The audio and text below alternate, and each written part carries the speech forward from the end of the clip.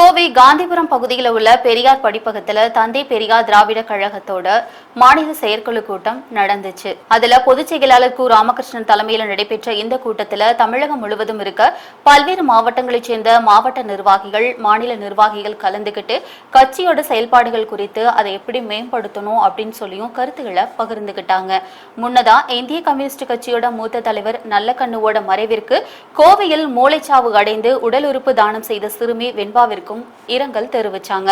தொடர்ந்து 2026 சட்டமன்ற தேர்தலில் திமுக தலைமையிலான மதசார்பற்ற முற்போக்கு கூட்டணியை ஆதரிப்பது, தென் மாவட்டங்களில் ஜாதி வெறியை தடுப்பதற்கு நடவடிக்கை எடுப்பது, வந்தே மாதரம் பாடலை முழுமையா பாடுவது அப்படிங்கிற உத்தரவை திரும்ப பெறுவது, தமிழ்நாடு அரசு பள்ளிகளில் ஜாதி மதத்தை மையமா வச்சு நடைபெற நிகழ்ச்சிகளுக்கு தடை விதிப்பதை வரவேற்பது, தமிழ்நாட்டோட பாடத்திட்டத்தில் ஆரம்ப பள்ளி முதல் பல்கலைக்கழகம் வரை சமூக நீதி, சமத்துவ வரலாற்றை பாடங்களாக சேர்ப்பது, கோவையில் பெரியார் அறிவுலகம் அமைத்திட்ட முதல்வர் மு க ஸ்டாலின் அவர்களுக்கு தமிழ்நாடு அரசிற்கும் நன்றியை தெரிவித்தல், ஜாதி பெயரில் இயங்கும் திருமண தகவல் மையங்களை தடை செய்யணும், மே மாதத்துல தமிழ்நாட்டின் பெரியாரில் பயிற்சி முகாம் நடத்துவது ஆகிய 9 தீர்மானங்கள் நிறைவேற்றப்பட்டிருக்கு.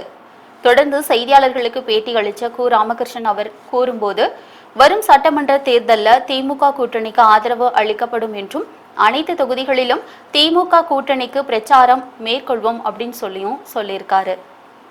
சட்டமன்ற தேர்தல் மிக மிக தமிழ்நாடு மக்கள் எச்சரிக்கையாக இருந்து அணுக வேண்டிய தேர்தலாக இருக்கின்றது. பாரதிய ஜனதா கட்சி பல்வேறு மோகங்களோடு, சதித்திட்டங்களோடு இந்த தேர்தலை அணுகுகின்றது. கடந்த காலங்களில் பீகாரிலே தோழமை என்று நிதிஷ்குமார் தோள்களில் ஏறி நின்று தேர்தலை சந்தித்த பாரதிய ஜனதா கட்சி, மோடி 6 மாதத்திலேயே அவரை பதவியை நீக்கிவிட்டு அந்த முதலமைச்சர் பதவியை கைப்பற்றி விட்டார்கள். அதே போல மகாராஷ்டிராவிலே முதலமைச்சர் பதவியை கைப்பற்றி விட்டார்கள். ஒரிசாவிலே அங்கே ஆதரவு கொடுத்த பட்நாயக் இயக்கத்தை ஒழித்து அங்கே ஒரிசாவை கைப்பற்றி விட்டார்கள்.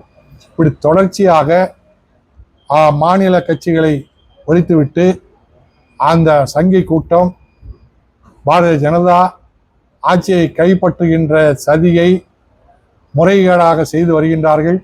அதே தன்மைதான் தமிழ்நாட்டிலும் அண்ணா திராவிட முன்னேற்ற கழகத்தின் தோள்களில் தேர்தலை சந்தித்துவிட்டு விரைவில் அந்த அதிமுகவையும் அழித்துவிட்டு அந்த இடத்தை கைப்பற்ற சதி செய்கின்றார்கள் என்பதை மக்கள் புரிந்து கொண்டு அந்த நிலை ஏற்படாமல் தடுப்பதற்கு திராவிட முன்னேற்ற கழகத்தை தெளிவாக ஆட்சி பொறுப்பிலே அமர்த்த வேண்டும் என்று கேட்டுக்கொள்கிறேன்.